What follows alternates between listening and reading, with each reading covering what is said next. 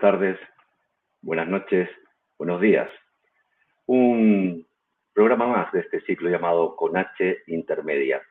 El día de hoy tenemos a un profesor, publicista, postítulo de Dirección de Marketing en la Escuela de Alta Dirección y Administración de Empresas en Barcelona, España. También un postítulo de Marketing Internacional en la Universidad de Chile, Magíster en Humanidades, mención Filosofía y también en Antropología, mención Urbana, muy curioso. Él se llama Cristian Leporati. Y antes de invitarle a subir a la plaza de la emisión, vamos a conocerle un poco más con una cápsula de vídeo que hemos preparado y que es la siguiente. Los debates son híbridos. ¿En qué sentido? El debate tú lo ves en la televisión, efectivamente, pero muchas veces más importante que lo que está pasando en el mismo evento en la televisión es lo que en paralelo, y por eso que es híbrido, están comentando las redes sociales y cómo también los equipos de campaña de cada candidato y candidata están apoyando los comentarios, los van envasando y los van viralizando en distintas plataformas, y como eso algunos líderes de opinión no políticos, que es importante, y también políticos, van esto discutiéndolo. Que los escenarios que se juegan los candidatos hoy en día son dos. Uno es el mundo digital, el mundo paralelo, y otro es el mundo, entre comillas, real, son todos reales, que está ocurriendo en el mismo evento junto con los periodistas y los otros opositores. Los debates son esencialmente eventos emocionales, donde prima más bien la emoción que la razón, y por lo tanto lo que está midiendo la opinión pública es eso y no lo otro. Y por lo mismo también se entiende que elementos programáticos de gobierno no son tan relevantes probablemente en esto, sino más bien cómo se manejan los candidatos en términos de liderazgo, de habilidades comunicacionales, de empatía respecto con los periodistas y respecto también a los contendientes. Y eso es lo que finalmente va midiendo la opinión pública en forma intuitiva. Cristian Leporati. Vamos a invitar al director de la Escuela de Publicidad de la Universidad Diego Portales de Chile, don Cristian Leporati. Cristian, ¿qué tal? Buenas tardes. Saludos desde acá. Oye, lo primero, gracias por participar en este ciclo nuevo del Cawin Producciones, como es Con H Intermedia. Veíamos en este breve vídeo cómo ya, evidentemente, eres profesor, eres director, eres un pedagogo, un experto publicista y en marketing político. Y cuando pienso en marketing político, hablo en voz alta y digo, ¿será tan tenebroso como suena? ¿O es mucho más sencillo de explicar? Porque, claro, vivimos tiempos convulsos. Hay estallidos sociales en muchos países. La gente siente que sus instituciones no les representan. El COVID, la época Trump, también ha colaborado a ello. Entonces, yo me pregunto, en este momento de incertidumbre, de tiempos líquidos, ¿qué tanto puede aportar el marketing político, la publicidad y la neurociencia? Mira, a ver, el aporte del marketing político es bien feroz, porque a diferencia de algunos años atrás, hoy en día tenemos herramientas en todas partes del mundo, País Vasco incluido, herramientas que son letales, porque tú tienes perfectamente, sabes muy bien quién está viendo una campaña en Facebook, en Instagram, en Twitter no tanto, pero también se pueden agrupar los grupos de opinión. Y tú perfectamente, además de saber quiénes son los que están hablando de ti, de tu campaña, de tu candidato, de tu político, de tu ministro, sabes también de qué zonas son, sabes incluso también de qué comunas son en el caso de Chile, y también, y puedes estos grupos además irlos agrupando en clústeres, agrupando de opinión, los que están en contra, los que están a favor siempre, y por lo tanto los que están en contra siempre, déjalos de lado, da igual, los que están a favor siempre, da igual, porque están a favor siempre, y puedes saber perfectamente bien también quiénes son los que están propicios o propensos en términos medios, en la mitad, que están con las dudas respecto de temas.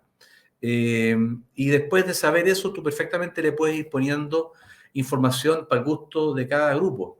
Entonces, el poder que tiene hoy en día el marketing es mucho mayor que antes, porque antes lo que hacía el marketing básicamente era usar el lenguaje de la publicidad, los spots políticos, generar eventos, generar algún tipo de impacto en ese espacio. Hoy en día los eventos se hacen y después generan impacto en las redes sociales, se viralizan.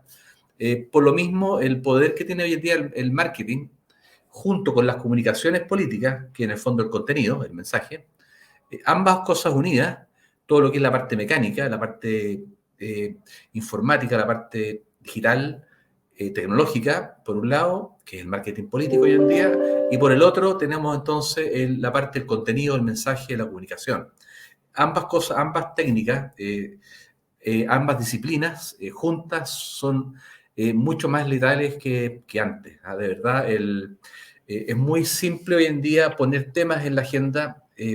Si un candidato no es muy conocido, hoy en día tampoco es difícil darlo a conocer a un costo bastante menor que antes, porque antes finalmente los medios tradicionales, la televisión de pago, la radio, los medios impresos, me refiero a la prensa, fijaban el precio y estabas. Bueno, es verdad, hoy día lo fija Mark Zuckerberg, pero son precios infinitamente inferiores y con una calidad de medición y de agrupación de las personas, hombres, mujeres, todo, es increíble. O sea, de verdad, cambió profundamente esto y claramente la opinión pública es bastante más moldeable. Y claramente también, como tú señalabas antes, Hans, en épocas de liquidez, como decía Bauman hace años atrás ya, bueno, es más importante tener este marketing tan tecnológico, porque es más fácil ir poniendo temas mientras van cambiando. Dice Jürgen Klarich, un hombre joven, el gurú de la neurociencia, véndele a la mente y no a la gente. Pero aquí, mira, acá más que vender cosas hoy en día, porque eso es un comentario comercial, y está bien, pero hoy en día, más que vender, hay que tratar de entender cuáles son las tendencias de la gente, los temores, en otras palabras, en caso de la política, los deseos, en el caso del consumo, del capitalismo, del marketing más tradicional, y cuando tú ya sabes cuáles son los deseos de las personas, ellos mismos empiezan a hablar de ti. No como antes, que era la pirámide del poder. Te fijas, estaban los grandes señores, dueños de compañías, los políticos, los dueños de los medios en general, y te iban imponiendo la agenda. Randolph Hearst, que se inventó una guerra de Estados Unidos contra España para quedarse con Cuba. Claro, o un señor que en Chile hace años atrás llegó, que era dueño de un canal de televisión, un famoso empresario, y pone una grabación cuando estaba hablando en esa época del político Piñera, aún no presidente, muy lejos de ser un presidente, y lo echa al agua, porque estaba fanfarroneando y difamando a una persona que trabajaba con él, que era otra política que hoy en día es alcaldesa. O sea, esas cosas ya siguen siendo importantes, Para, pero cada vez menos. Hoy en día el discurso lo pone la gente, ¿ya? Y uno tiene que descubrirlo. para situar un poco a la gente que nos ve desde el País Vasco, España, los castellano hablantes en Europa, porque también emitimos bajo LinkedIn, por situarlo, años atrás, lo que está diciendo Cristian, es que alguien en un programa de televisión mostró una radio cassette, esto es ya el siglo pasado, en el cual, de marca Kyoto, y se conoció como el Kyotazo. De tal manera que la grabación lo que mostraba era que el candidato, el senador en aquella época, Sebastián Piñera, actual presidente de la República de Chile, hablaba pestes de una correligionaria de su partido, que posteriormente fue alcaldesa, la señora Evelyn Matei. Esto produjo una gran conmoción, porque era de las primeras veces que en televisión, al gran público, se mostraba estos vericuetos, la parte salvaje de la política. Del poder. Correcto, del poder.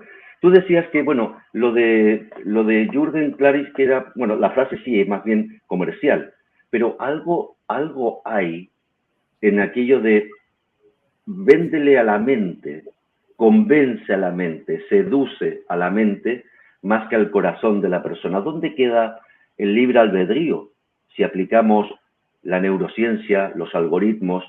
¿Hacia dónde vamos? A ver, lo que pasa, el libre albedrío.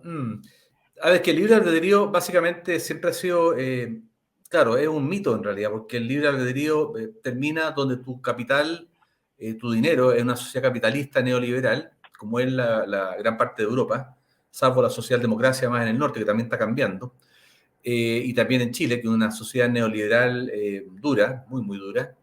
El libre albedrío, obviamente, que funciona como, es como cuando te dicen a ti, y también te lo dicen en España los políticos, que el mérito vale, ¿ah? La meritocracia es muy relevante. La sociedad española es una sociedad desarrollada, es una sociedad meritocrática, pero si uno se da cuenta bien, en Chile también nos venden el mismo cuento, pero si uno se da cuenta, bueno, aquí en Chile es más dramático, en verdad, siempre nos han vendido que este modelo de desarrollo era un modelo que le llevaba el desarrollo, ¿ah? El cumplimiento del sueño americano. Y eso dice relación con lo que plantea Hans en términos del libre albedrío. Que uno es libre de hacer lo que quiera y si uno hace las cosas bien de acuerdo a lo que la sociedad te dice que es bueno, indudablemente que ese libre albedrío te va a llevar al éxito como lo entendemos en la sociedad neoliberal, socialdemócrata o neoliberal, y listo, y ahí estás. Pero claramente la sociedad en España se ve muy bien por el valor del metro cuadrado del arriendo, es feroz, lo que está pasando allá con la alza de luz es brutal también. En Chile recién salió hoy día en la prensa el tema de que se parece que hubo una colusión, no se dice todavía oficialmente, pero la Fiscalía Nacional, que hace su trabajo de vez en cuando, descubrió que la gente, los productores de gas en Chile, que es muy importante, igual que en Europa, los productores de gas en Chile, bueno, habían aumentado sus márgenes en 10 años desde el 33% a un 55% de margen. Eso es mucha plata en cualquier parte del mundo marginar. En cualquier venta, en cualquier producto, es mucho. Entonces, ese libre albedrío que nos venden, que se puede asociar a la meritocracia como concepto, en verdad también es una falacia, porque el que tiene la libertad, bueno, es el que tuvo suerte en la vida, es el que tuvo el capital de la familia, bueno, y muchas dimensiones más que hasta ahora, y creo que España es una muy buena evidencia de eso, al parecer era una fantasía. O sea, lo que pasa en España con la gente joven, que no logra entrar en el mercado laboral, en Chile pasa más o menos lo mismo. O sea, los viejos no sueltan el Bueno, trabajo. Y bueno, ahí es está el que, problema. ¿Para Cristian, qué hablar de la hay seguridad social? no, claro, pero aquí hay una situación que quienes nos interesamos por la antropología, analizamos la situación, y gente mucho más capaz que yo, por supuesto, yo integro algunos grupos, um, veíamos venir antes de la pandemia una crisis en Europa. Básicamente porque Alemania empezaba a desacelerarse, producto de la competencia de China, producto del avance, y eso que China del 14-15% ha llegado a decrecer al 7-6%. No obstante, para un país como Alemania, que es la locomotora de Europa, ya se preveía en el 2019 una crisis. Y por tanto, el COVID lo único que hace es, en principio, maquillar una crisis sistémica, y evidentemente golpea a todos por igual, salvo porque, como tú bien dices, aunque en Europa hay un sistema mixto de capitalismo, pero social de mercado, hay que dejar claro también que en Chile lo que existe no es capitalismo y mucho menos social de mercado. Existe neoliberalismo en el cual el Estado se reprime en favor de cualquier capital privado y le favorece, de tal manera que el país está no en manos de su Estado, sino que en manos del capital. Y se pensaba que el mercado, por teorías keynesianas y tal, iba a regularse, pero falta el factor humanidad. El ser humano es codicioso, es ambicioso. Entonces, digo esto porque para situar un poco tanto a la gente que nos escucha en Chile y nos ve en Chile, como a la gente que nos ve en Europa. Hay una gran diferencia entre una sociedad capitalista pero mixta, que tiene el apellido social de mercado, y una economía neoliberal, ¿no? Sí, pero mira, pero entre medio siempre descansamos en el ser humano. Bueno, nosotros en Chile somos descendientes de España, la gran mayoría. Mi abuela, por ejemplo, era de gallega. Eh, y en general, yo diría que lo que pesa, lo más relevante más allá del sistema es la ética, la ética ciudadana. En general, la cultura alemana, la cultura también de países nórdicos, como el país, no sé, Dinamarca, Suecia, Noruega, siempre lo estamos mirando mucho en Chile. Nos interesa mucho lo que pasa ahí también como en Nueva Zelanda, con la Jacinda Ardens. Es interesante porque finalmente, bueno, más allá de lo que el gobierno te obliga por ley, hay como una sensación, una percepción de que algunos países son bastante más correctos los ciudadanos éticamente. No hay que olvidarse que la ética es un tema personal. Uno define lo que es bueno y malo, pero en términos personales, claro, por todo un bagaje cultural, moral, pero uno es lo que lo define. Y claramente, bueno, España no es el caso, en mi opinión. Yo viví 5 años en España, la conozco bien, y en general también la población española, que es muy latina, es latinoamericana también, en gran medida, sus comportamientos efectivamente requieren de mucho más apriete, porque son menos responsables por sí mismos. Tienen tú la ética de los alemanes, es bien que yo he estado en Alemania varias veces, y a mí me sorprende el alemán cómo es de responsable y cómo siempre también piensa en el otro. No es que sea todo el alemán, pero piensa mucho también en el otro. ¿Te das cuenta? No solamente piensan en su éxito Te personal. decía que mientras más al norte, como bien tú decías, mientras más al norte hay más socialdemocracia porque además su ciudadanía está más empoderada, tiene una dosis ética y cívica mucho mayor y por tanto, a pesar de que los impuestos son altos, la gente, la sociedad sabe, lo ve en sus carreteras, lo ve en su diario vivir, ve el porcentaje pequeño en comparación a otros países de corrupción, es decir, se juntan ambos sectores, el político público, el privado y la sociedad. Y hay una mancomunión, porque como tú bien dices, la forma de trabajar de un alemán, su responsabilidad a la hora de sellar un compromiso, dista de, por ejemplo, otros países, los que peyorativamente le llamaban los PICs, Portugal, Italia, Grecia, España, y evidentemente Chile y Latinoamérica en general viene transversalmente atravesada por esa parte histórica, atávica de la picaresca española. Mira, y además lo que tú dices hay que agregarle que de lo picaresco español, bueno, lo tenemos de sobra, y más bien andaluz, te diría yo, pero aparte de eso, es un caso bien dramático en Chile, que en España no es tan así. A mí me consta eso, como te digo, como vivía allá, no me consta eso, pero en Chile la democracia siempre ha sido democracia para los que tienen, para las élites, para el poder, para los que tienen el poder económico, el poder político. Nunca de alguna forma en la democracia chilena, salvo excepciones muy precisas y cortas en el tiempo, como el primer gobierno de Arturo Alessandri a comienzos del siglo pasado, pero en general la élite ha estado en la política siempre, y también decir Allende, el gobierno de Allende, siempre. Eso es así. Gobierne gente de izquierda o derecha, post dictadura en Chile, regularmente han sido representantes del poder tradicional, empresarial. En Chile no han habido, después de la dictadura, gobiernos que de verdad sean gobiernos que representen a la gente, siempre representan intereses de otros. Y en Chile les digo, olvídense, no sé cómo será en España, y ya me desvinculé un poco, pero los casos de colusión han sido brutales, o sea, colusión de los pollos, de los productores de pollo, colusión de los productores de pañales, colusiones de la farmacia, imagínense la farmacia, la salud, o sea, y suma y sigue. Bueno, ahí llegamos al levantamiento social posteriormente el año 2019, en octubre del 2019. Entonces, en verdad, en Chile es una democracia imperfecta porque es una democracia básicamente de la élite para la élite, sea de izquierda o de derecha. Y es Y a eso así.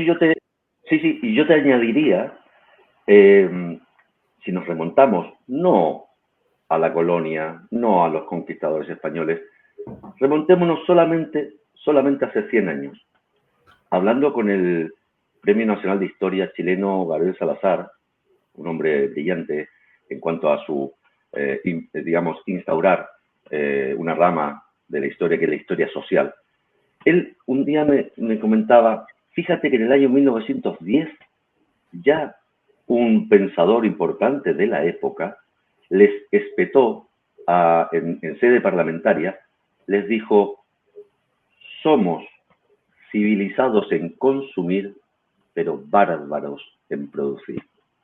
Es decir, Chile desde 1910, teniendo una cantidad de recursos naturales, minerales, agua, etcétera, eh, la, digamos que la élite pseudoempresarial prefirió ser extractivista y no otorgarle valor añadido, de tal manera que el país al final tampoco ha podido desarrollar una clase, ¿cómo decirlo?, una clase trabajadora más empoderada. Esto también hay que tomarlo en cuenta a la hora de analizar un país y la situación de un país. Tú hablabas de la sociedad, el pueblo llano, hablabas de la élite política, pero aquí también, como yo le dije en su momento a Herman Chadwick Piñera, cuando visitó el País Vasco, me lo presentaron, le dije, él me preguntó, me dice, tú que llevas tanto tiempo aquí, ¿cómo se ve Chile desde el extranjero? ¿No? Esto tiene que haber sido por ahí por el año 2008. No, 2004. ¿Cómo se ve Chile? Y yo dije, mira, macroeconómicamente se ve estupendo, con tratado libre de comercio, superando la pobreza, entre comillas. Me dice, mira qué bien. Digo, pero hay un pero, siempre hay un pero. No sacamos nada con tener 50.000 tratados de libre de comercio con diferentes países, Asia, Europa, si no tenemos una masa trabajadora, empoderada, cualificada. Digo, y en eso habéis tenido gran responsabilidad vosotros, los empresarios. No habéis emprendido. Lo que habéis hecho ha sido simplemente rentar. Y bueno, tuvimos un debate bastante profundo y bastante ameno, por decirlo, además, porque lo cortés no quita lo valiente. Él me explicaba desde su punto de vista y, bueno, evidentemente cada uno tenía una visión, ¿no? Te quiero decir de que está instalado dentro de la élite empresarial ese ADN, y eso al final acaba dejando todo en manos de un mercado que no produce, sino que ofrece servicios no siempre de buena calidad, y además, como tú decías, además se coluden entre ellos, fijan precios y engañan a la población, ¿no? Sí, mira, además, no hay que olvidarse que, bueno, España ya debe ir más o menos por los 54 millones de habitantes, ¿no? Sí, Aprox. bueno, anda la cincuentena, sí. Sí, por ahí. Chile es un país chico, Chile es un país de 18 millones de habitantes, aprox, y de verdad con capacidad de consumo, ponle la Muy mitad, poca, la muy mitad. reducida, muy La gente que reducida. está bancarizada en Chile, muy poca también. Por lo tanto, es un país pequeñito. Y en ese Y sentido, requiere tratado de libre comercio, eso está claro. sí Yo es, voy a que la productividad, el modelo productivo, es el que también no ha podido generar las condiciones para que un país tan rico en recursos naturales haya podido intentar escalar posiciones desde lo económico, ganando dinero los empresarios, pero también favoreciendo a una masa trabajadora que pudiera cualificarse en mayor medida. Pareciera ser que siempre se ha dejado ahí una capa entre los ingenieros, los médicos, los profesionales, y de una manera u otra las élites han dicho no progresemos de aquí para abajo. sí que mira, Mantengamos este... es que por eso yo te decía, es un país muy pequeño, ¿ya? ¿Y en qué sentido? No solamente en términos de mercado, de consumo, interno y externo, como son las exportaciones, sino también es algo muy complejo, que es más antropológico, que es el tema cultural, la cultura. ¿Cuál es la cultura en Chile de las élites? Chile, como les decía, es un país pequeño, es un país en el cual la élite normalmente estudia en los mismos colegios de siempre, se casa con las mismas mujeres u hombres de siempre, estudia en los mismos institutos o universidades de siempre, van a los mismos colegios de siempre, después tienden a desarrollar productos que históricamente han desarrollado esas élites. En Chile, que como decías tú recién, Hans, están más bien asociados a producir materias primas y no bienes y servicios con valor agregado. Por lo mismo, es un país en la cual todos nos conocemos. Yo estudié, por ejemplo, en un colegio de la élite, aunque no me considero parte de la élite tradicional chilena, pero soy parte de esa élite sin duda y muchas veces asesorando a ministros en distintos gobiernos, distintos colores políticos. Me ha pasado que he hecho cosas, he dicho cosas y siempre me suena el celular de un amigo que era amigo de otro que me conocía y me llamaba y por favor, ¿cómo me hace esto a mí? Si nos conocemos hace tanto tiempo, vivimos en el mismo barrio. Pucha, ¿te acuerdas de Jaime que estudió en tal colegio? Y todas esas cosas que cuando yo, por ejemplo, les paso un dato, yo de una de las cosas que más disfruté en España, que más disfruté de verdad, es no conocer a nadie. Que nadie me decía cuando nos hacíamos amigos en Cataluña, donde yo vivía en Barcelona, nunca un catalán me dijo, oye, ¿tú dónde estudiaste? ¿En qué colegio estudiaste? ¿Y tú en qué barrio vives de Barcelona? ¿qué parte? ¿Quiénes son tus amigos? Nadie me preguntaba, daba igual. ¿Por qué? Porque España, claramente, lo cultural es una sociedad desarrollada, muy, muy desarrollada. Entonces, ese perfil que tiene la élite en Chile, ese perfil los va opacando, los hace ser muy poco competitivos. Si ustedes analizan bien, yo me atrevería a decir que lo más interesante probablemente en Chile, en términos de exportaciones con valor agregado, es el vino. Conchitoro, cuando llega a Inglaterra y toda una historia con eso, y Conchitoro es uno de los grandes productores mundiales de vino, o sea, debe ser uno de los 3, 4 principales productores de vino, con vinos muy buenos además, no solamente de volumen. ¿Pero por qué? Porque hay una familia ahí que especialmente con mucha tradición muy antigua en Chile, como los Torres en España, por ejemplo, le empezó a meter valor agregado al vino, distintas tipologías, varietales, etcétera. Pero si tú ves fuera de eso, es terrible, no hay mucho más. Hay exportación de mucha materia prima. Y si uno analiza, por ejemplo, que el país invierte en investigación y desarrollo, como país, como Estado, y como tú muy bien lo decías, Hans, antes esto es un Estado subsidiario. Es un Estado que su desarrollo lo delegó en los privados y no en el impulso que podía dar el Estado. Se olvidó de eso.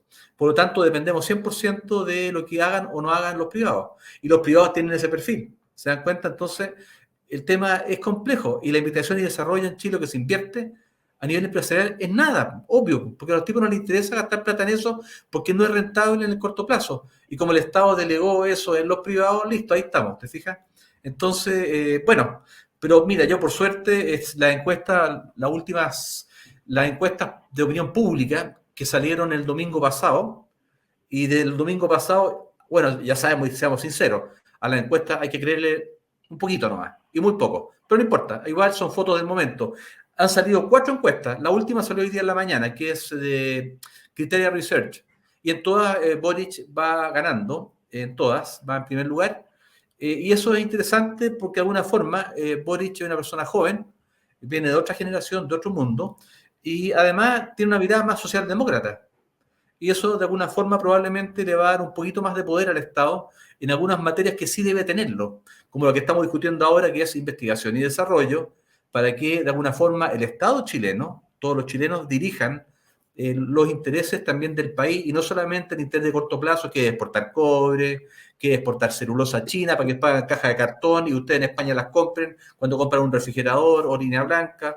Un poco cambiar Hablamos de I más D más I, valor añadido agregado, un plus al cambiar el modelo productivo y evidentemente adquirir know-how para que Estado y sociedad puedan empoderarse aún más y tener una relación más igualitaria como la conocemos en Europa entre un Estado y su sociedad y el capital privado, el capital que viene a invertir, a ganar dinero y es justo, ¿no? Tú decías, antes de tocarte otro tema, para aclararle a la gente que nos está viendo en España y en Europa, Gabriel Boric es un hombre nacido en el sur de Chile, en Punta Arenas, por tanto es un hombre de regiones, en un país hipercentralizado. Ya es un logro que haya un candidato presidencial que haya vivido la realidad de una región tan alejada como Punta Arenas, a la cual se tiene que llegar cruzando Argentina o bien por avión. Por carretera no se puede. Y es carísimo, claro, el avión. Y es caro. Gabriel Boric es un hombre también fogueado en los movimientos estudiantiles, en los movimientos sociales. Hay todo ahí un ramillete de figuras jóvenes de ese estilo. Y Gabriel Boric encarna, digamos, esa mirada fresca a una política que quiere de alguna manera reinventarse para no fenecer. Gabriel Boric, en Chile se utiliza mucho la etiqueta, la caricatura, el encasillar a alguien. Si tuviéramos que decir qué pensamiento puede tener Gabriel Boric, digamos que surge como una especie de Podemos y va transformándose poco a poco en hacia un camino más socialdemocracia adaptada a la realidad y la mentalidad de los chilenos. Pero creo que por ahí va el camino. No sé qué piensas tú, Cristian. Sí, claramente. Mira, bueno tu ejemplo, Hans, porque en general yo te diría, todo este grupo de jóvenes de los años 2011, cuando empieza el movimiento en Chile, el movimiento estudiantil. Sí, fuerte. Antes partieron, en verdad, para ser sincero, cultura general, partió en 2006 con los pingüinos. ¿Quiénes son los pingüinos? Son estudiantes de colegio, de enseñanza media, como decimos en Chile. Ellos se sublevaron y ahí empezó un poco a cambiar la mentalidad y los jóvenes se dieron cuenta que podían estresar a la política y a los políticos. Y reclamaban, digámoslo, reclamaban una educación universal, laica, gratuita y de calidad. Exacto. Y en un gobierno de perfil socialista. Bueno, estaba Piñera gobierno 1, pero ya venía saliendo un gobierno de perfil socialista. Así que era curioso que pasara eso, pero bueno, pasó finalmente y bueno, se junta esto con los estudiantes universitarios, el 2011, y ahí surge Boric, surge Camila Vallejo, que es una chica que es diputada, una brillante diputada del Partido Comunista, y surgen varios jóvenes, Giorgio Jackson también, que es del Frente Amplio, RD que se llama, y todos estos partidos, menos el Partido Comunista, que tiene una historia propia. Jorge Char, que es elegido en Valparaíso. También Jorge Char en Valparaíso, todos ellos cuando eran jóvenes, siguen siendo muy jóvenes, piensen que Boric tiene 35 años, 36, todos andan por ahí, más o menos en edad, ellos empiezan a mirar al Podemos. Pero también, incluso no vino Iglesias, vino el número 2, que se movió el nombre en este momento. Monedero. Él, sí. Y otra persona más vino a Chile. Dieron bastantes charlas en Revolución Democrática, en el Frente Amplio en general, que son la génesis de Boric y su movimiento, ¿ya? Pero también el Podemos empieza a fracasar en España, por razones que ya todos conocemos. Y muriendo esto de éxito. ¿Ah? Muriendo de éxito. No sé, es que les vino muy rápido el éxito. Yo le voy a hacer el problema. Por eso digo que uno puede morir de éxito cuando no sabe gestionar el éxito. Esto en cualquier faceta de la vida. Exacto. Bueno, y el problema, el punto que tú tiras, Hans, que es verdad. Es tan rápido todo esto que pasa que, bueno, yo siempre dije hace años atrás que Boric iba a ser en algún momento presidente de Chile, porque es un tipo muy talentoso. Ahora, el talento no garantiza calidad. Pero Ni la juventud. No, pero si ya tienes talento en un mundo así, con muy poco talento, hay que decirlo, la industria de la política, hay muy poca gente talentosa. En España, bueno, un buen ejemplo, ¿no? Falta talento, falta mucho talento y este chico lo tiene. Perdona, dale. Cristian. Es que es un tema interesante porque aquí también se debería debatir esto que estamos hablando y España en ese sentido prefiere mirar para otro lado. Y yo me temo que si España no mira al proceso chileno, desde el estallido social, pasando por esta convención constitucional, si España no mira lo que está pasando con su hermano menor, es muy probable que en la pospandemia, la hipertecnologización, la inteligencia artificial y todo lo que ya sabemos, el 5G, vaya a crear una cantidad de desempleo tan alta como no se ha conocido nunca y el descontento social pueda verse reflejado de forma muy clara como lo que ha sucedido en Chile. Yo creo que desde España tienen que verlo claramente y poner mucha atención.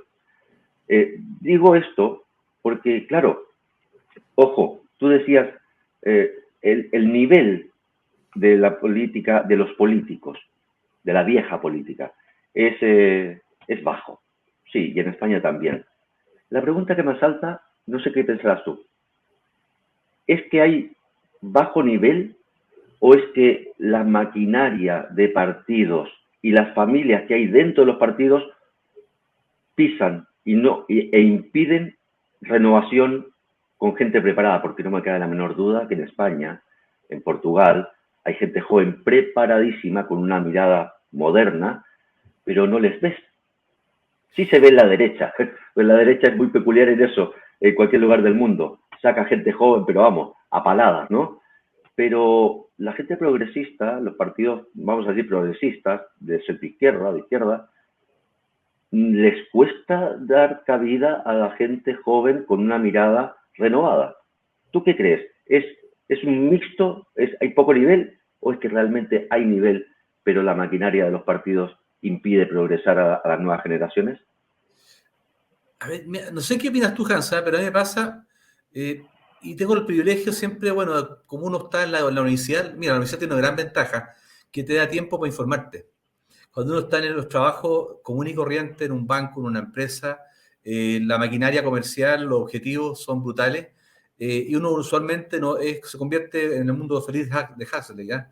Te convierte en un alfa, un beta, un gamma y estás metido en la maquinaria y no tienes mucho tiempo de mirar. No es que tampoco la universidad haya mucho tiempo, hay que decirlo. La gestión de la universidad Pero sí es un brutal. termómetro. Los Sí, pero estudiantes siempre, son un termómetro. sí, no, y siempre estás hablando con gente que es bien inteligente, que piensan distinto a ti. Y en ese sentido, yo tengo la sensación que es mucho más grave el tema. En la sociedad digital en la cual estamos insertos, en este mundo hoy en día, el mundo de Mark Zuckerberg, que construyó él, y muchos otros como Jeff Bezos y otras personas también, bueno, para qué hablar de TikTok en China. Hay un mundo. Elon Musk. Elon Musk también están yendo mucho más allá. De hecho, se prevé que en el futuro tengamos tres ejes. Históricamente han habido dos ejes, esencialmente, Occidente, Oriente. Van a haber tres. Occidente, obvio, Oriente, obvio. Y el tercero, ¿saben cuál es? El metaverso, que es el eje que va a ser el eje imaginario. El eje en la cual ya estamos viviendo muchas personas, en la cual pasamos conectados gran parte del día a distintas plataformas y redes sociales, en un mundo mucho más interesante y entretenido que el mundo real que nos ofrece la política, por ejemplo. Y incluso más, ayer leía una nota de una famosa influencer brasileña que al año factura 10 millones de dólares, y esta influencer no existe, es un ser Tiene que imaginario. ser. Claro, y tú vas al Instagram de ella, se llama Miquela, y vas al Instagram de ella y vas a ver que está con la familia comiendo, está con el novio en el verano en la playa, pero no existe. Y tú ves que las marcas a esta chica, la están auspiciando y gana 10 millones al año, mucha plata. Entonces, a lo que voy con el tema de la política, que era tu pregunta de origen, yo creo que lo de la política es más grave que no ser capaces de capturar talentos o de ser capaces de hacer que la chimenea tire, que vaya subiendo y vayan cambiando los rostros, los voceros, los líderes de opinión dentro de los partidos. No, ni siquiera es eso.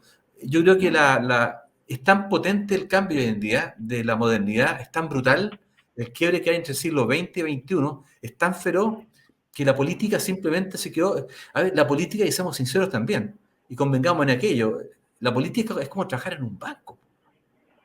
Sí, hay Y una perdón, burocracia y un inmensa. banco, ni siquiera un banco con cajero automático, o sea, ni siquiera, son bancos, como ustedes se pueden imaginar, son un banco español de esos más primitivos y más antiguos, un Mira, poco de política. dice una persona que yo creo que tú conoces, pero el gran público español probablemente no, o sí, no lo sé. Es un abogado joven, en su momento fue subsecretario de gobierno, ex demócrata cristiano, Jorge Pirincho Navarrete. Y Pirincho Navarrete, un hombre que es politólogo, además de abogado, le oí decir bueno, lo hablamos en una conversación que tuvimos vía streaming.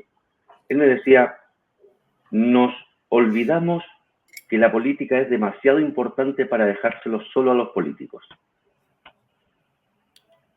Ah, sí, bueno, es que, a ver, es que hay que también que decirlo, las formas que tenemos de gobierno, ya sean regímenes presidencialistas, regímenes parlamentarios, te llevan a eso, pues, o sea, hay que reinventar Sí, esta historia. se han quedado obsoletos. Mira, cuando tú decías lo de... Son rápidos, mira, el problema es la rapidez. La gente quiere los cambios, cuando tiene un problema la gente, hoy en día lo quiere ya.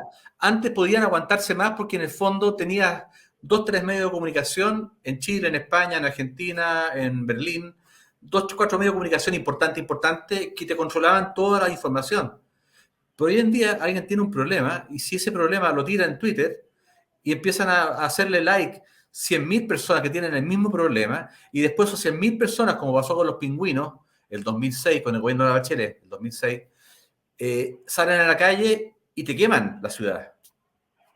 Entonces, hombre, el timing, pero eso el es timing, el timing es muy rápido ahora y la política y las leyes en general no van con ese ritmo, van con no, el ritmo. no, la vida está yendo en quinta, en sexta marcha, con turbo, y la política y muchas otras facetas va todavía en segunda o en tercera.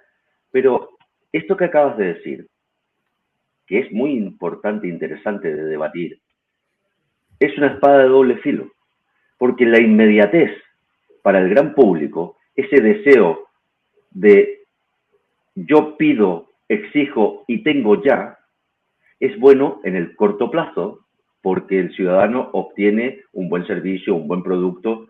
Hay una participación, hay una horizontalidad, por decirlo así, más o menos entre el productor, la empresa y el consumidor, el cliente. Pero tiene un problema. La inmediatez impide a mucha gente llegar a un momento de reflexión, porque si tú vas muy rápido y vas obteniendo, no tienes tiempo, tú lo decías, para pararte y pensar, pararte y analizar.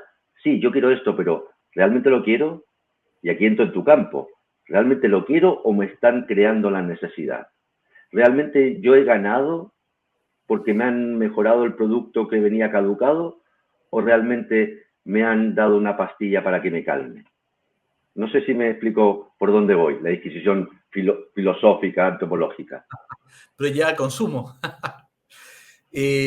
Pucha, que esta píldora que es, a ver, el capitalismo o el consumismo, que es por defecto el capitalismo, en términos más cercanos para nosotros y entendible, el consumismo es parte de nuestro día a día. Yo te voy a decir un solo dato.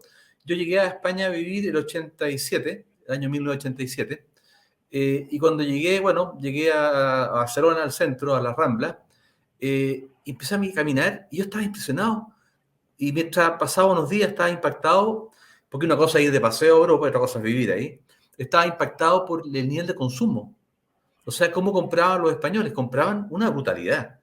Y yo decía, chuta, pero ¿cómo hacen con lo que gana este país? ¿Cómo hacen para poder sobrevivir? Y después empecé a entender, claro, que esta felicidad que tú planteas, Hans, en el consumo, claro, se lograba comprando cada vez más cosas y con la píldora que era básicamente el crédito, la deuda. El crédito funciona, el crédito es lo que hace funcionar al capitalismo.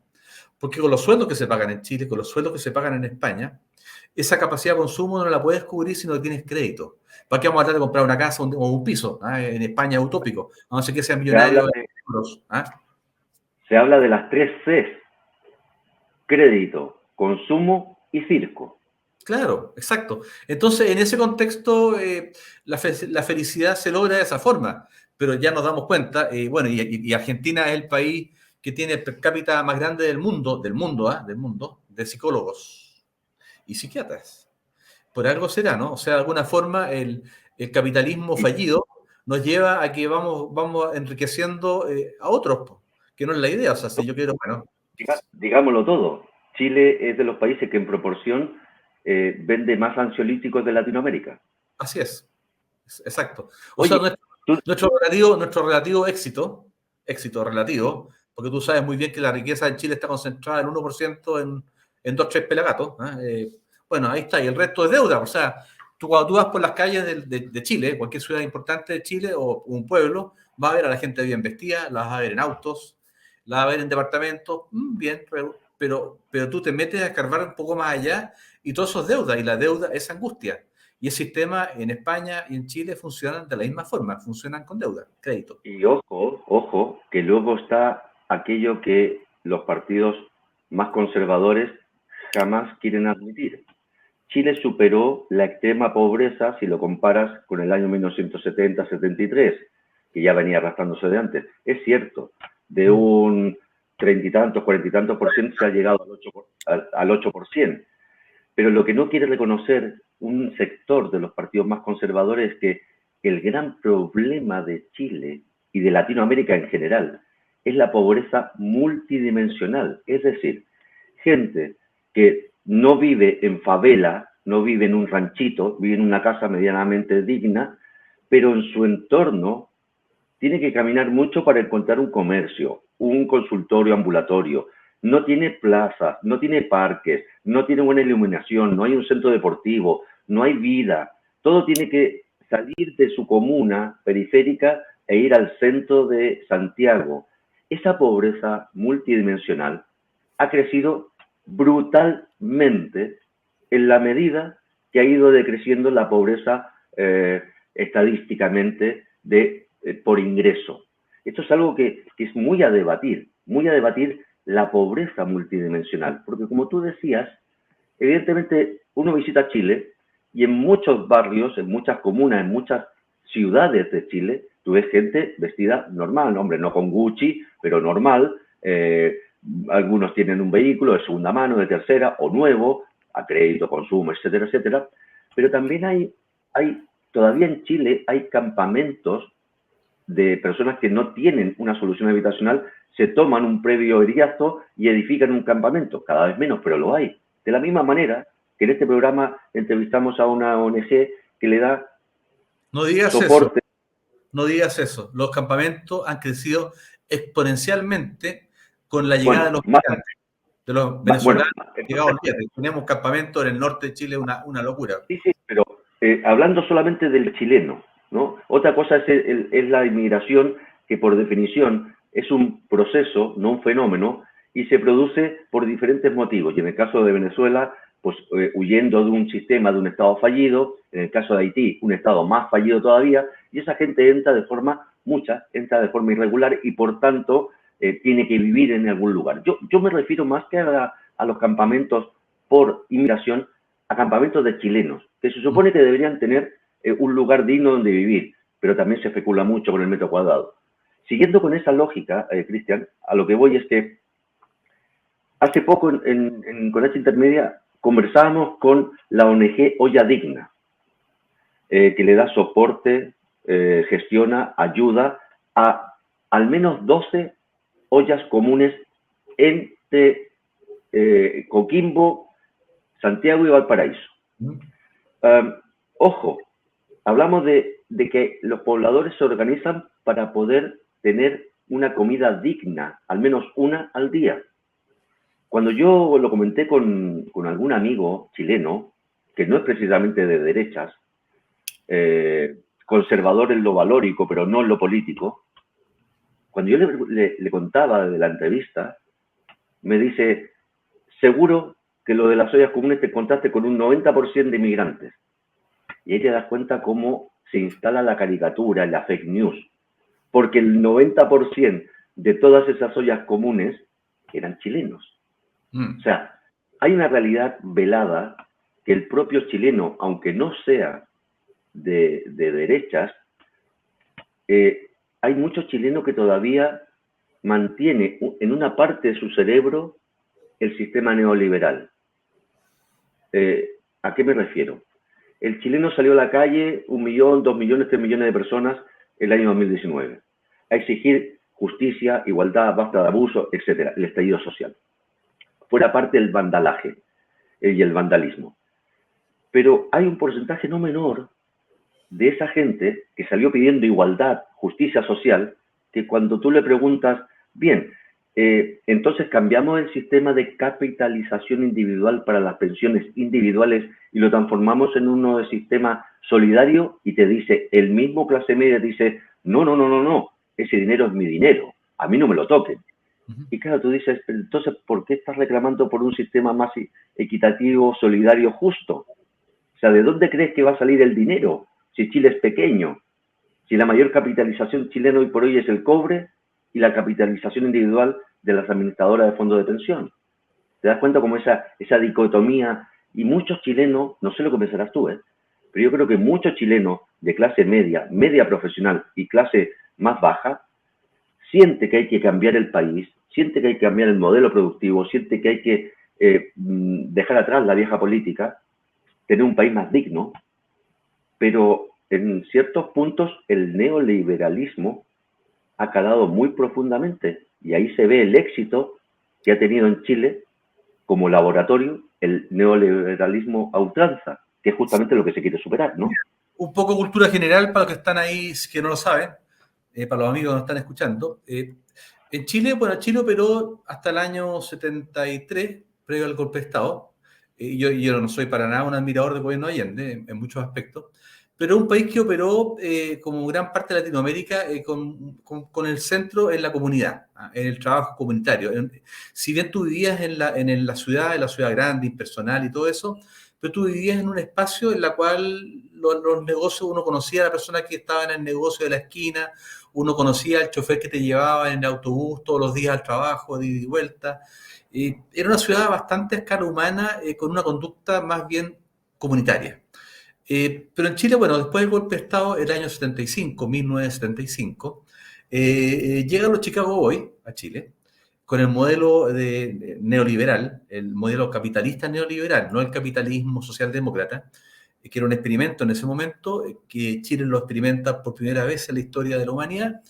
Y llegan estos Chicago Boys, personas que estudiaron en la Universidad de Chicago, chilenos, y empiezan a desarrollar este modelo neoliberal en la cual, bueno, el éxito es personal y lo individual prima sobre el total. Es más relevante el individuo y no la comunidad, el conjunto.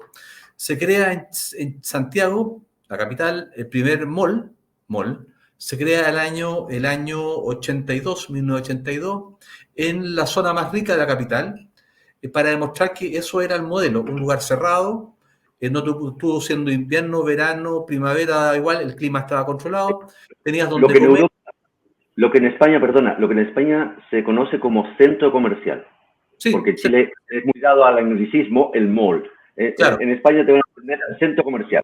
Y el modelo te decía que tú en el centro comercial podías pasarlo siempre bien. Podías tener el cine, podías comer, eh, hacer tu vida. Los chicos jóvenes hasta el día de hoy, muchas veces van las parejas, van allá, van a los centros comerciales a pololear, como decimos en Chile, a tomarse un café, a comer, comprar, consumir, etcétera. Después del 82, el año 1990, 8 años después, se abre el segundo mall en Chile, que se abre en una zona que es Puente Alto, que es el mall o centro comercial que se llama Plaza Vespucio, y ahí de alguna forma el modelo se expande a la clase media, que es solo metafóricamente hablando, tener un mall muy grande ahí, un centro comercial en esta comuna popular, muy popular y muy grande en Santiago, y ahí en el fondo el modelo se expande y es la promesa de que este modelo funciona y que tú como individuo, como persona, consumiendo en estos espacios públicos, privados, porque es un centro comercial, un espacio público, pero no público, porque es de alguien,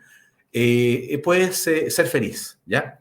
Y de ahí en más el modelo se fue perfeccionando hasta que viene, bueno, las elecciones y gana el no en Chile y viene el cambio a la democracia, se termina la dictadura, pero este modelo de vida ya muy afincado en la mentalidad del chileno, que se entrena en los colegios, vía competitividad aberrante muchas veces, que se perfecciona en las pruebas de selección para entrar a las universidades, que también son bastante aberrantes en términos de competitividad.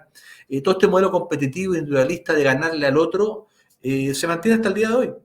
Y ahí lo que prima es el individuo sobre el otro. Por lo tanto, lo que está pasando en Chile, para los que no saben mucho del tema, cuando Chile explota en los años antepasados, en este levantamiento social, en esta plaza Baquedano de la Dignidad o Plaza Italia, que ahí simbólicamente se produce todo, hasta el día de hoy se va repitiendo con menor escala, pero está siempre latente, porque el problema no se ha resuelto. Ahí las personas un poco manifiestan su problema. Pero el próximo paso en Chile, al parecer, por lo que estamos viendo, es simplemente avanzar hacia una socialdemocracia.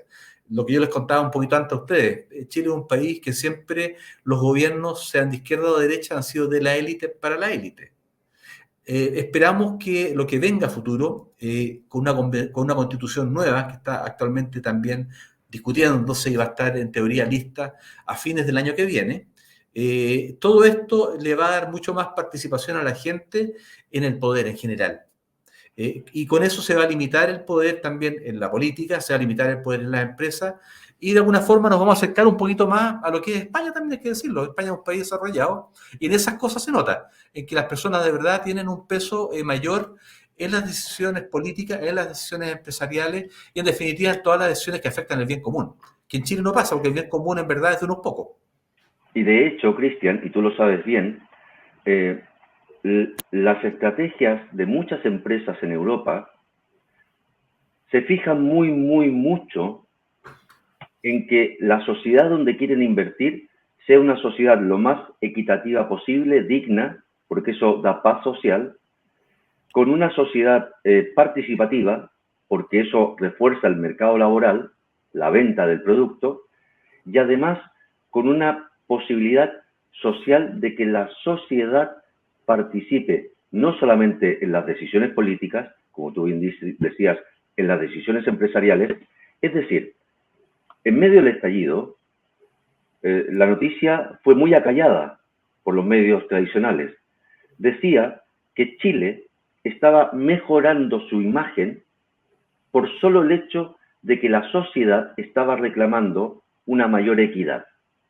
Y eso era positivo desde el punto de vista de el desarrollo de un país en el cual algunas empresas que tienen la línea de lo verde, de lo medioambientalista, de las revoluciones sociales, confían y apuestan por invertir en un país en el cual su sociedad esté empoderada, sea parte del desarrollo del país.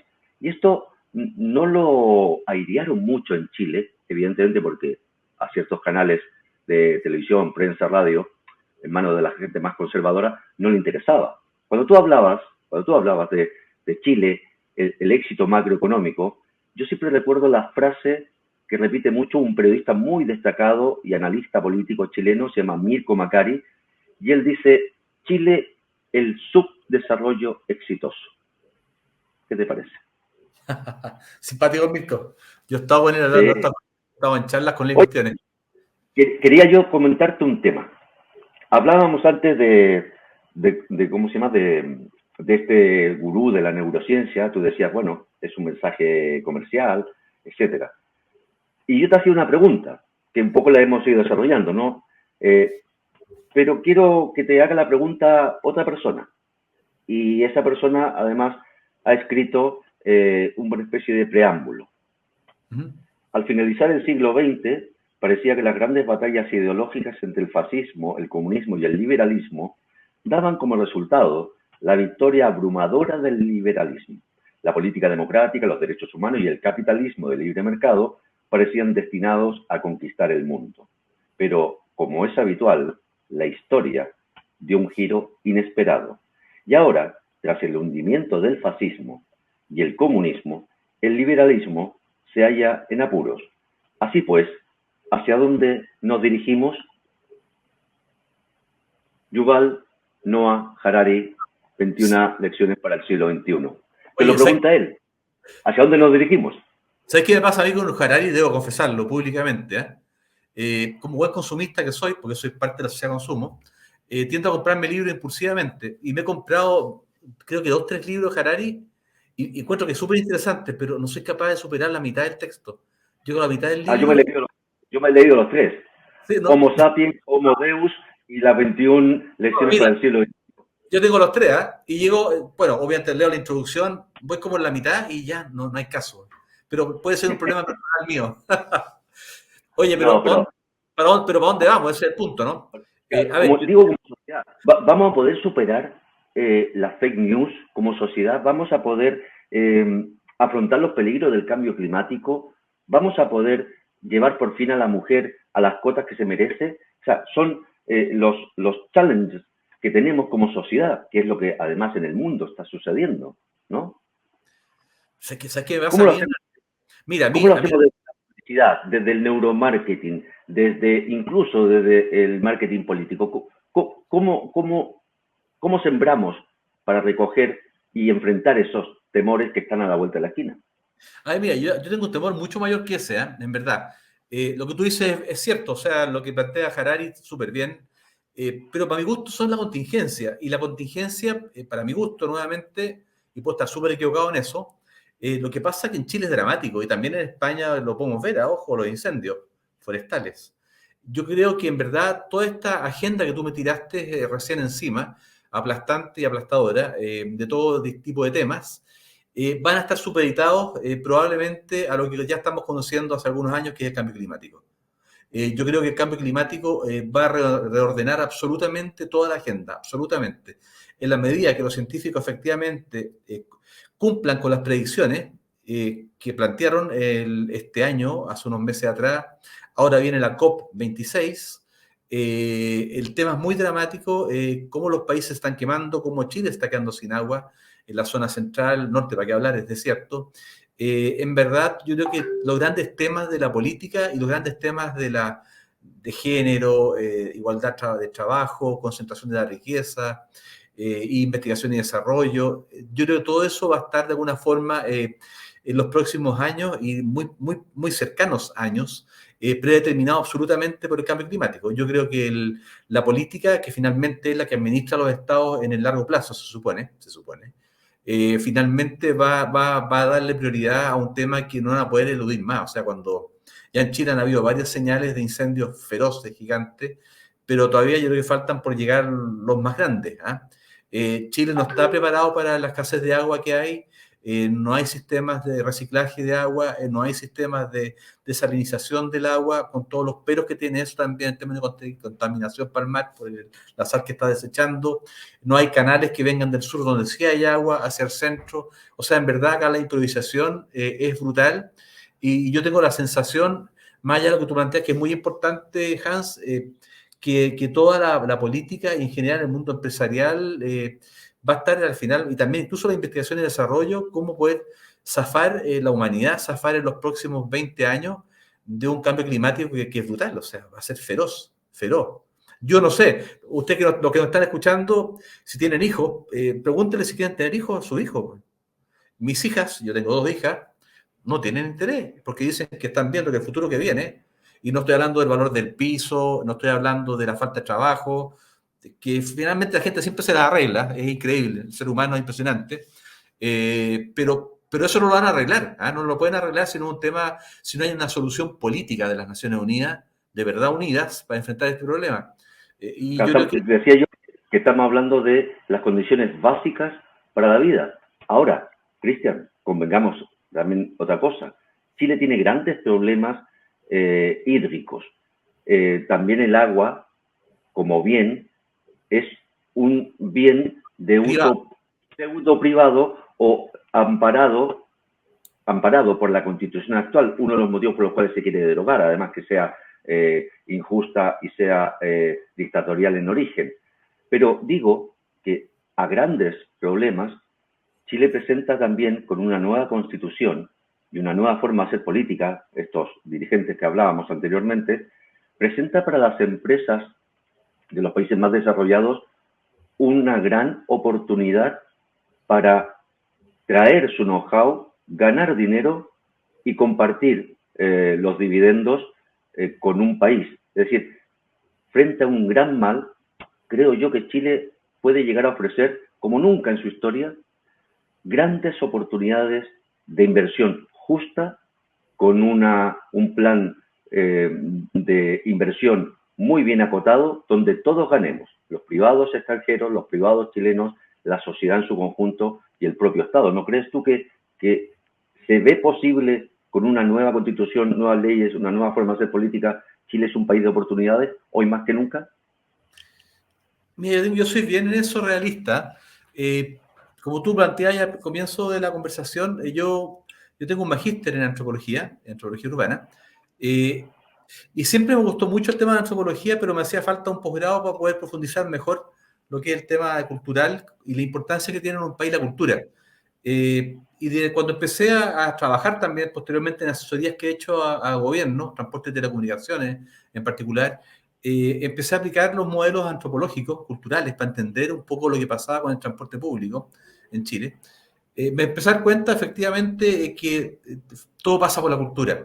Y si uno no logra cambiar la cultura de un pueblo, la forma en que enfrenta las situaciones más críticas y las situaciones normales también, como la educación, el respeto por el otro, la conciencia por el otro, la capacidad de unirse frente a un riesgo importante, frente al futuro, unirse. Todo lo que es el tema cultural es fundamental.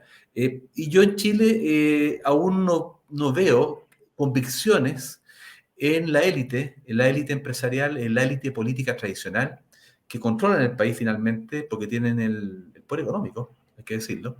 No veo esas convicciones. Lo que yo voy viendo hoy por hoy, efectivamente, y en eso concuerdo con Hans, hay esperanza, porque ya están internalizando el cambio. Voy a hacer una estupidez. Yo hace 15 años atrás, más o menos, decía, cuando decía un garabato, decía, estos maricones de mierda. Pero hace 10 años atrás, empecé dando cuenta que decir maricones es una brutalidad increíble. Y empecé a tomar conciencia de eso. Y la primera etapa ya lo pensaba, no lo decía y lo pensaba. Ahora ya no lo pienso siquiera, no lo digo, no corresponde. por miles de razones. Es injusto, todo lo que ustedes quieran. Es inhumano. Pero tuvo un proceso de educación. Eso yo me atrevería a decir para responderte, Hans, que nuestra élite está en ese proceso de internalizar que el poder hay que compartirlo, que la riqueza hay que compartirla, que el éxito hay que compartirlo y también la derrota hay que compartirla. Y que que la derrota no puede ser solamente de los que tienen que compartir, no les queda otra. ¿Ah? Si nos va mal, siempre suena la clase media, ¿te das cuenta? No puede ser eso. Vamos todos en la parada. No se puede, dicho de otra manera, no se puede seguir capitalizando las ganancias y socializando las pérdidas. Exacto. Ahora, yo te hago un matiz. Tú dices, tienes esa duda, y es lógico como muchos chilenos, porque dices, la élite está en proceso de cambio, los que mandan, los que tienen el poder económico. Pero hay que recordar a la audiencia en España y también en Chile, que el cuore del modelo neoliberal chileno son las administradoras de fondos de pensión. 180.000 millones de capitalización se llevan empresas privadas de los fondos que aporta cada trabajador mes a mes. Con eso, un país puede perfectamente plantarse en un sitial en una pole position para empezar a educar mejor a su sociedad. En el momento que este modelo caiga, termine de caer, porque como decía aquel, lo viejo no termina de morir y lo nuevo no termina de nacer, pero muy probablemente dentro de un año ya tengamos una sociedad en la cual tengamos en Chile un mixto de capitalización individual, pero también solidaria. Eso significa que el gran capital ya no va a estar en manos de esa élite que tú mencionabas, va a estar a disposición de la ciudadanía, del Estado, con nuevas reglas, con nueva constitución y con una nueva clase política. Yo por lo menos quiero ser positivo y ver el vaso medio lleno. Y comparto contigo los temores porque, así como Chile fue un laboratorio del neoliberalismo ultranza, irónicamente Chile parece ser que se va a transformar en el laboratorio de cómo superar el neoliberalismo ultranza y volver a su sino, ¿no? Sí, por cierto, te tengo que hacer una corrección. Tú eres muy humilde, porque tú dijiste, me has lanzado una cantidad de datos y una cantidad apabullante, y yo pensaba, es muy humilde, porque si solo fuera un publicista, entre comillas lo de solo, entendería, pero tú eres mucho más que un publicista. Eres un hombre versado en antropología, eres un hombre versado en filosofía, en políticas públicas, es decir, tú encajas todos estos datos, este libro y 4 más de Harari. Oye, mira, ¿qué pasa, Hans? Para cerrar el punto, el futuro siempre es esperanzador, ¿eh? Y Chile está en una crisis existencial. ¿Eh? Hay que verlo como una crisis existencial importante, pero pues, nos vamos a demorar. Y mi temor básicamente es que en este proceso de cambio, el cambio climático nos pase la cuenta. Porque va a haber un vacío. Con todos estos procesos de cambio, muchas veces hay vacío de poder. Uno analiza los candidatos que hay hoy en día en Chile para presidencia. Hay una elección de presidente el 21 de noviembre en Chile. Y de parlamentarios. Sí, y de parlamentarios. Y te das cuenta que en general el liderazgo, el talento, es un recurso escasísimo. Y justamente en estas épocas de crisis, de cambio, no solamente local en Chile, sino que hay un problema global, como te digo, que es el cambio climático, requiere de rostros de líderes importantes. España no lo tiene, tampoco Sánchez no lo es.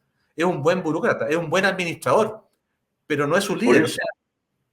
Por eso que una persona como Cristian Leporati, que no es simplemente un publicista y que puede, como ustedes están viendo, hablar de política, de políticas sociales, de antropología, pero no hemos casi nada hablado de publicidad. Yo te invito a que desde la publicidad, desde tu experticia, vayamos viendo cómo se puede coayudar a ese proceso de cambio, qué aporta hoy tu cátedra, cómo ves tú estos temas de neurociencia, tu experticia además, porque hay que decirlo, eres uno de los mayores expertos e iniciadores del marketing político en Chile, tal vez el mayor, me gustaría invitarte a que entráramos ya en el terreno de la publicidad, llevándolo desde lo académico, pero también con la visión de cómo preparar a este nuevo Chile, a estas nuevas generaciones, para que desde la profesionalidad puedan llegar a la horizontalidad y de esa forma ayudar a la clase más baja, la más marginal, a poder empoderarse. Yo te voy a invitar a que veamos un extracto de lo que hacéis en la Universidad Diego Portales en la Escuela de Publicidad. La carrera de publicidad en la Universidad Diego Portales es una carrera distinta, es una carrera muy distinta al resto de las carreras en Chile de publicidad, porque esencialmente es un modelo en el cual al alumno se le enseña a cómo construir relatos, historias, cuentos que entronquen bien con la sociedad chilena actual, una sociedad líquida, cambiante, en la cual hay que ensamblarse con ella a partir no de un modelo vertical de autoridad, sino que a través de un modelo dialogante digital. Por lo tanto, el publicista de la UDP que egresa de acá, básicamente es una persona que es capaz de construir un relato para una marca, para un político, para una ONG, para un movimiento social, tiene esa habilidad de mirar, observar y entender las lógicas de la sociedad y además desde una perspectiva súper interesante que no solamente es la perspectiva tradicional del marketing, sino también una perspectiva más bien antropológica, cultural. Todo lo que pasa en Chile y en el mundo es un tema cultural, más que de negocio es cultural y a partir de eso te impacta el mundo de los negocios. Es bastante amplio, como ustedes se dan cuenta. Nuestra estadística que nos dice a la fecha histórica es que más o menos un 30% trabaja en agencias de publicidad, ONGs, empresas públicas o privadas, áreas de marketing, áreas de comunicación estratégica, mentalidad amplia, abierta, que sean capaces de aportar a una nueva forma de conectarse con las marcas y la sociedad. No es una época de cambios, es un cambio de época. De la misma manera que no es lo que es, sino lo que parece, desde la publicidad, desde la academia. ¿Cuáles son tus planteamientos para estos nuevos profesionales que se insertarán en la sociedad con el objetivo de ganarse la vida, pero también de mejorar la propia sociedad, esa horizontalidad que hablabas, hablar de igual a igual, desde la publicidad, incluso desde el marketing político? ¿Cuáles son tus apuestas para Chile y cuál es el trabajo que estáis desarrollando en tu escuela, en la Universidad Diego Portales? Cuéntanos un poco. Mira, ayer me tocó hacer la titulación de los estudiantes acá, de la universidad, y como todas estas titulaciones, hay que hacer un discurso, breve, pero un discurso. Y esencialmente, en el discurso lo que dije esencialmente es que en épocas de cambio, en épocas de crisis, lo único que te queda a ti como profesional, profesional de las comunicaciones, publicista, ingeniero, profesor, aseador de plazas, lo que sea, da igual, es la ética. O sea, la ética es un elemento personal que en época de crisis es muy importante porque te delimita lo que está bien y lo que está mal. Hay un informe que se hizo el año pasado, el Barómetro Edelman. El Barómetro Edelman es un estudio que se hace a nivel global todos los años y este barómetro lo que mide es el nivel de credibilidad que tienen las empresas, los medios de comunicación, los gobiernos, etcétera. Es una muy buena medición a nivel global y lo que más recalcaba es que el valor agregado que una empresa o cualquier ente, organización, en el futuro puede generar es simplemente a partir de conductas éticas. Por lo tanto, cuando yo hablo de publicidad y cuando hablo de marketing, y estamos hablando esencialmente de que ya no basta con que una empresa haga greenwashing, como se dice en Chile, o lavado de imagen verde, empresa verde, o como dicen también muchas veces, responsabilidad social empresarial, que hacen una vez al año un libro en papel cuché, muy bonito, a 4 colores, donde dicen todas las cosas bonitas que hicieron con el medio ambiente en esa empresa, sino que eso ya no basta. O sea, las empresas y las marcas deben demostrar una convicción ética respecto de lo que esa sociedad en la cual está inserta hace, y lo hace por convicción, no lo hace por conveniencia ni nada de esas cosas. Para responderte, Hans, esencialmente yo te diría que un comportamiento ético en el mundo de las comunicaciones es lo más relevante, particularmente porque estamos en un proceso en que como todo cambia, la moral cambia, todo se relativiza, todo puede ser, todo es probable. Mira lo que pasó nomás el lunes pasado cuando se cayó WhatsApp, Facebook. ¿Ah? Qué hora embarrada. Hay gente que se suicidó porque se sentía sola. Así Claro. estamos en el mundo. Oye, Entonces, en ese pero proceso es fundamental tener una mirada ética respecto a lo que uno hace con el trabajo que uno desarrolla. Si uno cree que éticamente es correcto eso, como empresa, como agencia de publicidad, etcétera, eso es el parámetro, no es otro. ahora, la pregunta que le puede asaltar a mucha gente, y me asalta a mí también, es que, claro, si el 85% de todo lo que el cerebro humano procesa lo hace desde la zona inconsciente, y si a eso le sumamos el auge del Big Data que no solamente son cifras, también son gestos de la cara, gestos de la boca, de los ojos, desde lo cual la neurociencia y la inteligencia artificial va intentando anticiparse a lo que queremos. No hay un enfrentamiento entre querer ser ético, aplicar una ética, una moral social, cuando tienes que usar herramientas que son tremendamente inhumanas, impersonales. No, no es así, porque el algoritmo famoso, el famoso algoritmo, también está hecho por personas. O sea, el algoritmo refleja la percepción, la trayectoria cultural, la historia personal de esos ingenieros, de esos expertos en informática que están desarrollando distintos algoritmos para distintas plataformas. Por lo tanto, siempre al final todo pasa por la persona. No se le puede achacar la responsabilidad, endosársela a un Instagram. No es eso. Detrás de un Instagram hay un ejército de ingenieros que están desarrollando algoritmos y tienen sesgos de género, tienen xenofobia, y esas cosas ya también se ha estudiado y se ha demostrado que efectivamente favorecen a los blancos y no a los negros, por ejemplo. Muchas veces un algoritmo. Y eso es porque la gente que lo desarrolló es blanca y tiene un desarrollo cultural en un contexto familiar, universitario, social, Tiene bla, un bla, bla. sesgo político, social, etario, de raza. Yo, si eso lo entiendo, lo que quiero decir es que cómo trabajáis con las nuevas generaciones, con los alumnos, el poder posicionarse como profesional entre la ética social y profesional y el número frío que te entrega un algoritmo, cuando el algoritmo, es decir, el profesional va a sentir, tiene input, está viviendo, tiene amigos que les va mejor, peor, que tienen mejor calidad de vida, otros peor, tiene compañeros que a lo mejor tardan 1 hora en llegar a la universidad, tienen otros que llegan en un Mercedes, es decir, el profesional que se está formando tiene un entorno que le entrega insumos, input, y por tanto eso genera en su espíritu y en su cabeza una visión de la sociedad que está basada en lo emocional. Como tú bien decías, vivimos una época de emociones y el profesional ser humano las tiene. Y vosotros trabajaréis en función de la profesión.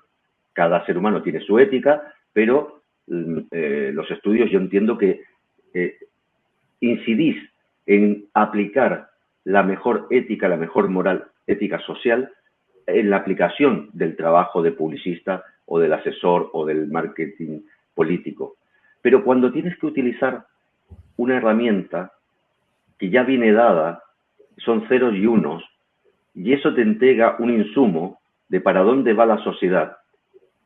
En ese momento, ¿cómo hacéis para facilitarle a estos nuevos jóvenes que sean capaces de, aplicando la ética propia de cada uno y de una ética social, pareja, como comunidad, utilizar los insumos que le da un algoritmo que es totalmente frío, que no tiene ética, no tiene emoción, no tiene sentimiento? A eso llega la pregunta. ¿Cómo salváis esa situación desde la escuela? Mira, hay un tema que tú viste estos días, salió mucho en los medios de comunicación, que es el asunto de esta chica que trabajaba con Zuckerberg, y salió y empezó a contar un poco toda la historia que hay detrás de ellos, que hacían investigación, se estaban dando cuenta de todo lo mal que hacían, el daño que estaban haciendo a algún tipo de perfil de persona, y a pesar de eso, esa información que la tenían con estudios muy, muy amplios y profundos, no tomaban ningún tipo de decisión respecto a cambiar los algoritmos. Si te das cuenta, ¿eso por qué pasa? porque hay una decisión comercial de mantener un rating elevado de likes y de violencia, porque eso genera más lectura y eso atrae más recursos económicos, ¿cierto? Más publicidad, mejores auspicios y un buen negocio para, por ejemplo, Facebook, que estamos hablando. Pero eso, ¿por qué pasa? Porque finalmente hay una persona detrás de esa decisión que toma una decisión comercial sin base ética. Por lo mismo, en la Universidad Diego Portales y en esta carrera en particular, y deberían hacerlo todas las carreras a futuro, dado que no vienen meses muy fáciles y años simples, es simplemente educar, insisto en el punto, en que las personas deben hacer lo correcto. No solamente lo bueno comercialmente, lo rentable comercialmente, sino también lo que es comercialmente correcto, pero también éticamente correcto. Porque además, no hay que olvidarse además que hoy en día las personas están interconectadas por las redes sociales y cualquier error que cometan las empresas, en general se viralizan en todas las plataformas que tenemos a disposición y globalmente. No se olviden nomás el caso Volkswagen en Estados Unidos que contaminaba. Eso salió después de un juicio en las redes sociales e hicieron mierda a esa compañía por largo tiempo. Tuvieron que pagar cientos de millones de dólares en multa. Por lo tanto, la falta de ética en las personas, en sus decisiones, tiene un costo muy, muy elevado para las marcas, para las compañías. Y eso pasa básicamente por una conducta personal, íntima, individual, netamente, que es la conducta ética y la moral correcta. Y no, dejando aparte, digamos, este gran tema que es la ética, ¿en qué otras cosas ponéis el acento en la Universidad Diego Portales en la Escuela de Publicidad en cuanto a la malla curricular? Digo para que quien nos escuche aquí en España diga, oye, igual sería interesante tener un partenariado o a lo mejor intercambiar experiencias. Vivimos tiempos de colaboración, comunitarios, colaborativo. Entonces, un poco cuéntales a nuestros streamers aquí en España dónde radica también la otra parte de la excelencia, además de la ética, dentro de la escuela de publicidad que tú lideras.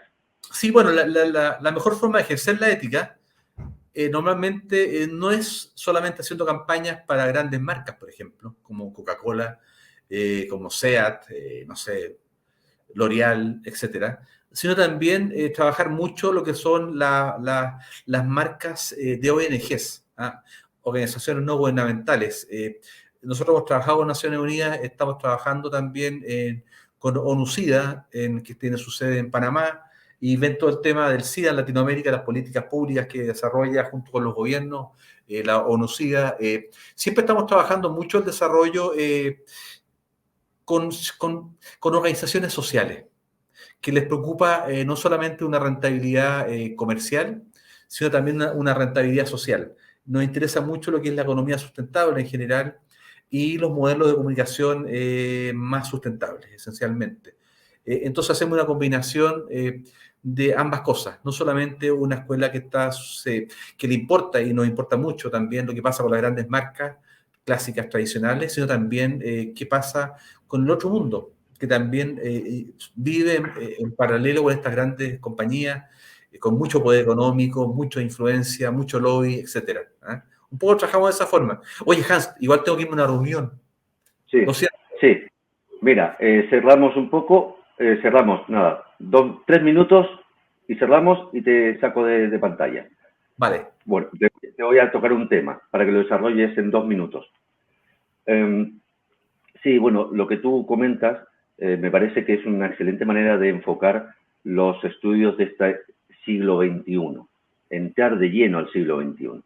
Fíjate que hace poco he estado en un streaming, antes de preparar todo esto, con un sector que se llama las industrias culturales y creativas. Y en este lobby académico, lo que estamos viendo es cómo poner valor a las industrias creativas culturales, pero unirlas a las nuevas tecnologías y a industrias y a empresas diferentes, de diferentes sectores, para que haya una mancomunidad entre un modelo productivo de una industria y también lo que es el aspecto creativo y el aspecto cultural que vaya en beneficio de la sociedad. A mí me parece un tema tremendamente interesante y yo no sé si en algún momento en Chile tú estás viendo que se esté creando esa malla, ese vamos a decir, es entrelazar cultura, creatividad con industria? A ver, yo tuve la suerte de ser 4 años, estuve trabajando 4 años como consejero del Consejo de la Cultura en Chile, que ahora le llaman Ministerio de Cultura. Eh, y bueno, ¿qué pasa? Un ejemplo, para los que son chilenos lo van a entender muy bien. La capital, Santiago, está dividida en dos. Una mitad mira hacia el oriente y es la mitad que es más rica. Y la otra mitad, que está partida por esta plaza, que es la Plaza de la Dignidad o Plaza Italia, y la otra mitad que mira hacia el poniente es más bien clase media y más bien pobre, ¿ya? Y eso en general, ese modelo se replica en términos generales en Chile. Y cuando yo era consejero del Consejo de la Cultura, hasta no hace mucho tiempo atrás, tú veías todo lo que el ministerio, en esa época consejo, financiaba culturalmente, y te vas a percatar que era bien dramático al hacer la georreferenciación, que la gran mayoría de los proyectos que se financiaban, pero la gran mayoría, 90%, eran justamente del sector oriente, el sector oriente, de la capital.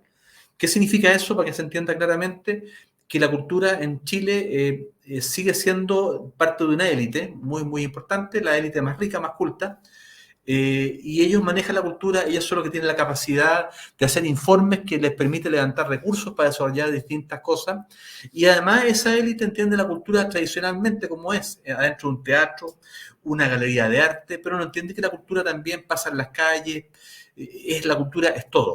¿Ya? Eso no lo entienden mucho, y en ese sentido, a tu pregunta, Hans, en ese contexto que yo relato y describo, las empresas efectivamente no lo entienden, no lo entienden así, no tienen esa relación con las industrias creativas, no la tienen para nada, las industrias creativas culturales no las tienen, y cuando lo tienen es básicamente para, a través de una ley, que es la ley Valdés en Chile, descontar impuestos. Finanzas, por ejemplo, por decirte algo, le pasan al teatro municipal, que es el teatro clásico chileno, le pasan plata y con eso descuentan de impuestos después y pueden bajar la utilidad. Eso es un poco la mirada en Chile que tienen en el mundo de las empresas respecto de la cultura. Eso todavía no se produce, eso que tú estás planteando. Falta un poco todavía para eso. En Chile la cultura en general es secundaria. Cristian, sé que tienes un compromiso ineludible. Te quiero agradecer tu tiempo, tu sabiduría, el trabajo que estás desarrollando desde la Universidad Diego Portales con estas nuevas generaciones. Quedarme con este hombre que es mucho más que un publicista, digamos una especie de gurú del marketing político y la neurociencia aplicada a una sociedad equitativa, justa y digna. Aquí pueden contar con su cátedra para todos aquellos que les interese el tema y puedan coayudar a una sociedad como Chile, que no me cabe la menor duda que, a pesar de las vicisitudes, está en el camino correcto para lograr un salto que sea, insisto, más digno, más justo, más equitativo, un país con todos, entre todos, y que además tenga cabida con unos planes muy bien controlados y gestionados del Estado, para que también la inversión extranjera y la académica extranjera, ¿por qué no?, pueda aportar desde cada uno de sus sitios. Cristian, encantado, ha sido un honor, de verdad. No sé si quieres decir algunas palabras al cierre. No, nada, solo un abrazo al País Vasco, me encanta. Yo fui muchas veces a escalar a una ciudad maravillosa, que es Oñate. Y me encanta la comida vasca, me encantan las sociedades vascas, me encanta la sidra vasca, y la echo de menos, así que echo de menos a los vascos y a las vascas. Eso nomás, y Pues feliz de que estén ahí. Querido Cristian Leporati, aquí te estaremos esperando cuando tengas a bien visitarnos y tengas a bien compartir todos tus conocimientos y toda tu experiencia, que es mucho más de lo que puede caber en 1 hora y media de verdadera conversación. Muchas gracias por tu presencia, te libero, puedes en el momento que sea abandonarnos, y gracias por tu presencia. Un abrazo a todos, que estén muy bien, y un abrazo, Hans. Cuídate, estamos hablando. Chao. Adiós, Agur. Cristian Leporati, mucho más que un publicista, mucho más que un magíster en humanidades, en filosofía y en antropología. Un hombre de su tiempo, un hombre nacido en el siglo XX, pero que mira al siglo XXI. De esos hombres que de vez en cuando aparecen en sociedades muy convulsas como lo es la chilena. Esto ha sido con H intermedia. Como siempre les digo, buenos días, buenas tardes, buenas noches. Sean felices, o al menos procuren serlo. Hasta el próximo viernes en Con H intermedia.